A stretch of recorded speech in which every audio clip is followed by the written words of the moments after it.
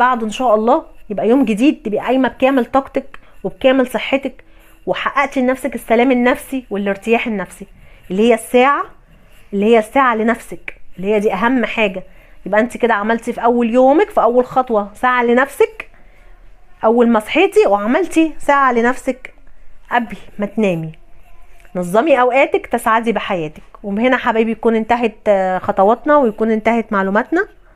ويا ريت اللي ما اشتركش في القناه يشترك وتفعلوا زر الجرس عشان يصلكوا كل جديد، وعائلتنا تكبر بيكم، وان شاء الله تشوفوا موضوعات احلى واحلى وتشوفوا احسن واحسن. ادعموا القناه عشان تشوفوا كل ما هو جديد وكل ما هو جديد. انا بتمنى ان كل اللي يشوف القناه ويشاهدها يشترك في القناه، عشان هيشوف حاجات جديده ومعلومات مفيده، وهيشوف معانا حاجات حلوه جدا في القناه.